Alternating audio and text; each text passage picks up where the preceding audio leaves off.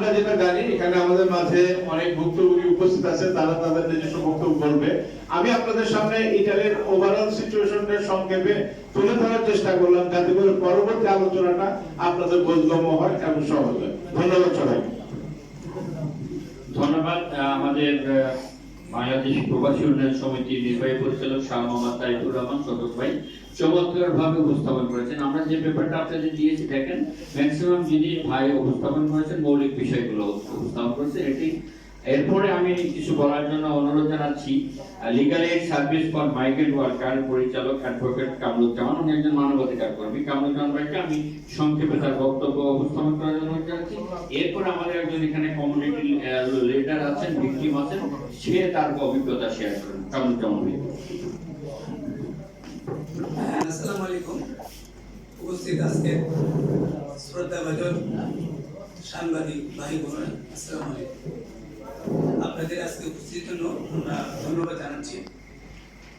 ইতিমধ্যেই যে এই প্রেস কনফারেন্সের যে লিখিত বক্তব্য ছিল, উনি কিন্তু সেগুলি বলে দিয়েছেন, এইগুলি লিখে আছে। হয়তো নিয়ম হলো যে এটাকে পড়ে শোনানো, আপনাদেরকে প্রশ্ন করার থাকলে প্রশ্ন করবেন, এটার থেকে পড়ে শোনানো, শোনার পর আপনারা প্রশ্ন থাকলে জিজ্ঞাসা করবেন। এই জন্য প্রেস কনফারেন্সের স্বাভাবিক একটা নিয়ম। তো এই স্বাভাবিক নিয়ম অনুযায়ী উনি যেটা লেখা আছে সবগুলি বলে দিয়েছি। যদি বলতে পারেন পড়বে পড়ে। তো আমার কথা হলো যে ওভারঅল যে ইতালির এই অবস্থানটা ব্যাখ্যা করেছে, প্রবাসীদের প্রত্যাশা অনুপাতে যারা ইতালিতে যেতে চায় কর্মী হিসেবে, এবং যারা 2023-এ আবেদন করেছে, ওই প্রেক্ষিতে কথা হলো যে এখানে যত রকম সমস্যাই থাকুক, যদি কোনো ডকুমেন্টেশন ফলস হয় বা ফেব্রিকেটেড হয়, সেটা তো আমাদের দেশের মানুষ তাই না। কারণ হলো আমাদের দেশের মানুষ যে যারা আছে ইতালিতে আছেন, তারা বৈধভাবে ওই দেশের আইন মান্য করে তারা চাকরি করছেন এবং ওই দেশের অর্থনীতিকে সমৃদ্ধ করছেন, আমাদের দেশের অর্থনীতিকে সমৃদ্ধ করছেন।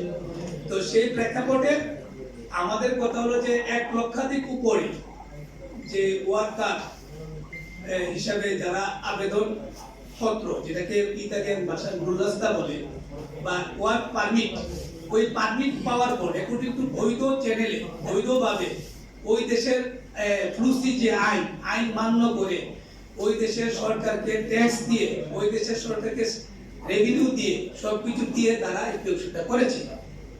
এই করার পর বাংলাদেশে এসেছে, আসার পর ইতালি এম্বাসিতে জমা দেওয়া হয়েছে।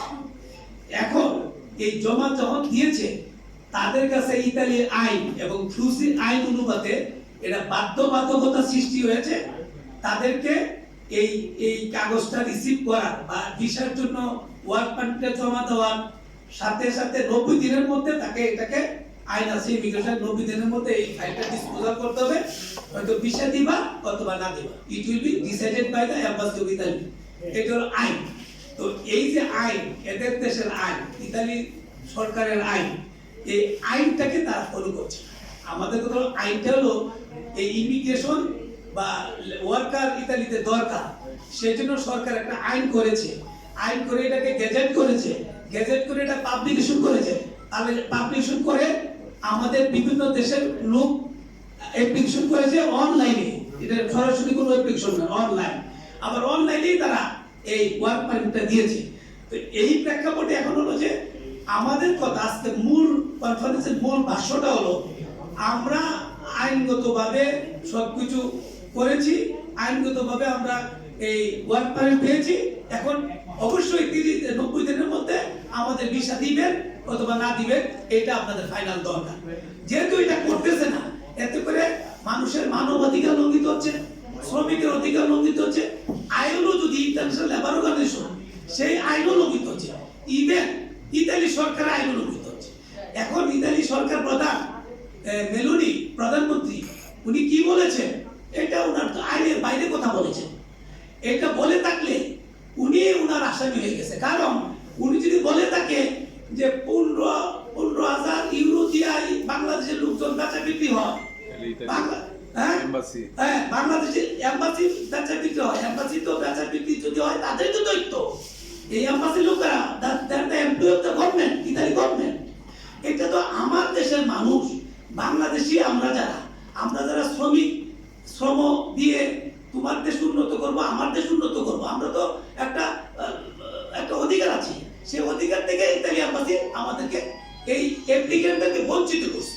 তো এইটাকে আজীবন এটাকে করে থাকা যায় না। আরেকটা ব্যাপার আছে, এই যে যারা পাসপোর্ট নিয়ে আটকে আছে, তারা তো পাসপোর্টও পাচ্ছে না, তারা কোথাও মুভ করতে পারতেছে না, তারা তো একটা অমানবিক মানবতর জীবনযাপন করছে। এটা ইতালির আইন লঙ্ঘন হচ্ছে, শ্রম আইন লঙ্ঘিত হচ্ছে এবং ইতালির সরকার আইন লঙ্ঘন হচ্ছে। এখন আমাদের কথা হলো যে আমাদেরকে এই বর্তমান সরকার, যে আমাদের অন্তর্বর্তীকালীন সরকার, মাননীয় ডক্টর আমাদের ইউনূস স্যারের সরকার অথবা এই সরকারের কাছে আবেদন, যে তারা ওনাদের কাছে আবেদন করতেছে যে ওনারা যেন সরকার টু সরকার আমাদের অতি জরুরি ভিত্তিতে আমাদের এই জিনিসগুলো ফয়সালা করে। আর ফয়সালা যদি না করে তাহলে শ্রমিকরা কি করবে? যারা অ্যাপ্লিকেশন করেছে তাদের তো লিগাল এইড পাওয়ার, তাদেরকে আইনে আশ্রয় নেওয়ার তো তার অধিকার রয়েছে। এই জন্যই আমাদের মূল আজকের এই কনফারেন্সটা। মূল কনফারেন্সটা হলো যে আমরা যারা ভুক্তভোগী আছে তাদের ভুক্তভোগী অর্থ হলো তারা আইনগতভাবে তাদের অধিকার পাচ্ছে না, শ্রমিকের অধিকার পাচ্ছে না, অধিকার হচ্ছে বঞ্চিত হচ্ছে এবং তারা ডিসক্রিমিনেশন করতেছে। ডিসক্রিমিনেশন কেন করতেছে? যে যেই নুরস্তাটা সরকার দিয়েছে, সরকারের কাছে জমা দিয়েছি, এখন যদি আমারটা ফলস থাকে, আমারটা যদি ফেব্রিকেটেড থাকে, আমাদের যদি কোনো কিছু থাকে, এটাও বলে দেওয়ার তাদের দায়িত্ব আছে, আমারও শোনার অধিকার আছে। তো এই জিনিসগুলো এমবাসি করতেছে না। আমাদের আজকে এমবাসির মাধ্যমে বলবো অতি সত্বর আমাদেরকে এই আমাদের যে 1 লক্ষাধিক উপর যে অ্যাপ্লিক্যান্ট ভিসার জন্য আবেদন করেছে শ্রমিকরা ইতালিতে যাওয়ার জন্য, তাদের এগুলোকে অতি সত্বর এগুলিকে আমরা মনে করি 10 দিনের মধ্যে এই সরকার, বর্তমান সরকারের কাছে আবেদন, যেহেতু তারা প্রবাসীরা তাদের রক্ত দিয়ে, তাদের শ্রম দিয়ে, তাদের মেধা দিয়ে দেশের আইন মান্য করে দেশের তার পরিবারকে সমৃদ্ধ করছে এবং বাংলাদেশকেও সমৃদ্ধ করছে।